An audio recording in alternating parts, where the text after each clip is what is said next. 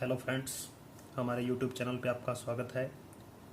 आज हम origin of Indian monsoon के बारे में बात करेंगे, यानी भारत के अंदर मानसून क्यों आती है।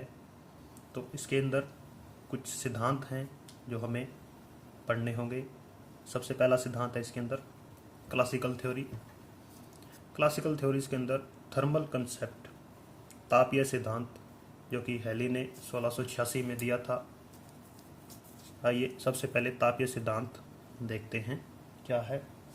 इसके अनुसार जून के अंदर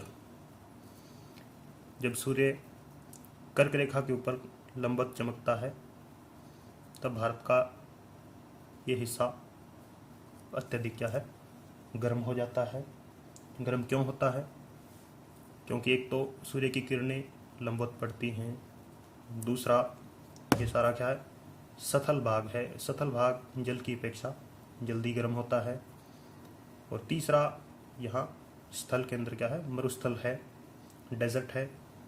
तो यहाँ से हवाएं क्या हैं, गर्म होकर ऊपर की ओर उठती हैं। तो यहाँ नीचे क्या है, निम्न दाब क्षेत्र विकसित हो जाता है। उसी समय अरब सागर के अंदर, या हम कहें कि हिंद महासागर के अंदर सूर्य है, चमक रहा है जून के अंदर कर्क रेखा पर।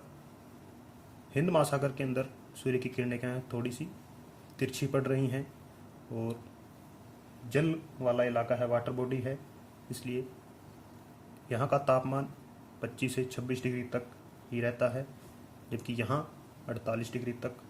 तो एक तापमान की भिन्नता इसकी थर्मल कंसेप्ट की मुख्य अवधारणा है कि तापमान में भिन्नता के कारण यहाँ तापमान अधिक है तो यहाँ पर निम्न दाब क्षेत्र विकसित हो जाता है, जबकि हिंद महासागर के अंदर उच्च वायु दाब बना रहता है। तो इस वायु दाब में भिन्नता के कारण हवाएं क्या हैं, वायु जल से स्थल की ओर चलना शुरू हो जाती हैं और गर्मी के अंदर चलती हैं। तो इसलिए इनको समर मानसून कहते हैं। भारत के तट के पास आकर ये दो हिस्सों के अंदर डिवाइड हो जाती हैं, एक अरेबियन सी से और एक बे ऑफ बंगाल से। इनके बारे में हम डिटेल में अगली वीडियो के अंदर पढ़ेंगे। ये था हमारा क्लासिकल सिद्धांत। इसके अंदर एक दो चीज़ें और समझ लेनी आवश्यक हैं कि एक तो जो हमारी फेरल का नियम है, फेरल का नियम क्या कहता है कि वायु हमेशा उत्तरी गोलार्ध में अपनी दाईं ओर चलती हैं, जबकि दक्षिणी गोलार्ध में बाईं ओर चलती हैं।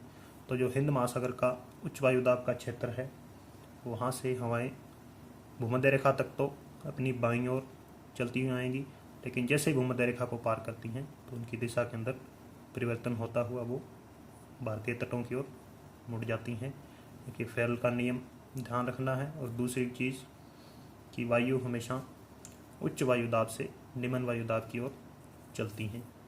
उसके बाद मॉडर्न थ्योरी के अंदर डायनामिक कंसेप्ट है, गतिशीलता का सिद्धांत। ये फलोन ने 1951 के अंदर दिया था। इसके अंदर उसने सूर्य की स्थिति को महत्वपूर्ण माना है कि सूर्य कर्क रेखा पे चमकता है। इससे क्या है, जो प्रेशर बेल्ट है, लो प्रेशर बेल्ट, जो कि आमतौर पर भूमध्य रेखा के ऊपर होता है, सारा साल यहाँ सूर्य लगभग लंबवत चमकता है, तो यहाँ से कन्वेंशनल करंट उठती हैं। लेकिन जून के अंदर ये प्रेशर बेल्ट शिफ्ट होके कर्क रेखा के ऊपर आ जाता है। तो इन्होंने इस शिफ्टिंग ऑफ बेल्ट्स को महत्वपूर्ण माना है कि अगर बेल्ट ही ना खिसकता इधर तो ये इलाका गर्म ही नहीं होता, फिर मानसून को चलने की आवश्यकता नहीं थी। उसके बाद पी कोटेश्वरम ने 1952 के अंदर एक और सिद्धांत दिया।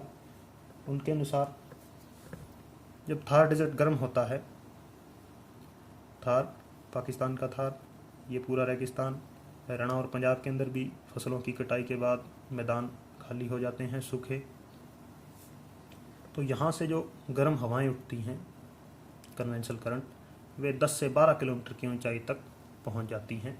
यानी इधर दिखाया है राइज, इसका मतलब इधर पाकिस्तान में नहीं, यानी यहाँ से ऊपर उठी हैं, इसको आप 3D मैप समझें कि 3D के अंदर हम बात कर रहे हैं।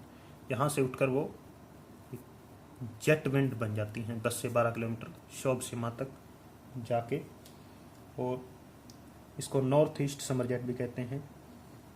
फिर ये फेरल का नियम फॉलो करेंगी। यहाँ से इनकी दिशा उत्तरी गोलार्ध में है तो बाईं ओर, और जैसे ही ये हिंद महासागर की ओर आएंगी तो इनकी दिशा क्या हो जाएगी, दूसरी हो जाएगी। तो कोटेस्वम का यही सिद्धांत है कि थार से ही कन्वेंशनल करंट उठ रही हैं और वो मध्य रेखा के पार करके हिंद महासागर में गिरेंगी। एक सेल बना रही हैं हवाएं, इस तरह चल रही है। फिर मोनेक्स की जो लेटेस्ट थ्योरी है 1972 के अंदर जो दी गई, उसके अनुसार यानी 1966 और 1969 के अंदर भारत के अंदर 2 भयंकर सूखे पड़े थे, यानी मानसून फेल हो गया था बिल्कुल। तब इसकी आवश्यकता महसूस हुई कि ऐसा क्यों हुआ है। तो भारतीय वैज्ञानिकों और रूस के वैज्ञानिकों ने मिलकर इसके बारे में पता लगाया और एक नई चीज़ उन्होंने सामने दी। उनके अनुसार कि थार का तो मरुस्थल गर्म हो रहा ही है, लेकिन जो हिमालय है उसका भी महत्वपूर्ण रोल है। यानी हिमालय के ऊपर जितनी ज़्यादा बर्फ़ होगी इस साल, तो सूर्य की किरणें वहीं से परावर्तित हो जाएंगी। इसे पृथ्वी का एल्बिडो कहते हैं। और तिब्बत भी क्या है, एक विश्व का जो सबसे ऊंचा पठार है सारा, ये भी पूरा इलाका गर्म हो जाता है। तो तीनों इलाके गर्म होके एक जो संवहनीय धारा बनाते हैं कन्वेंशनल करंट, वहाँ से जेट विंड बनती है और इधर आती है। और ये जितनी तेज़ गति से उठेंगे, जितना ज़्यादा थार का और तिब्बत का टेम्परेचर होगा उतनी ही तेज़ गति से उठेंगी और इधर हिंद महासागर की ओर आएंगी। तो एक पुश मिलेगा भारतीय मानसून को। तो यदि किसी वर्ष इन तीनों में से कोई भी एक फैक्टर काम ना करे तो मानसून को वो पुश नहीं मिलेगा। ये मोनेक्स की 1972 की थ्योरी है। तो ये भारतीय मानसून को समझने की थ्योरियां हैं। तो इसके अंदर आप मोटा मोटा अंदाज़ा लगा सकते हैं कि थार डेजर्ट का योगदान कितना अधिक है। किसी वर्ष यदि थार डेजर्ट के अंदर पेड़ पौधे लगा दिए जाएं सभी जगह, या इंदिरा गांधी कैनाल से सिंचाई कर दी जाए, तो उस वर्ष आप अंदाज़ा लगा सकते हैं कि भारतीय मानसून किस प्रकार रहेगी। Thank you.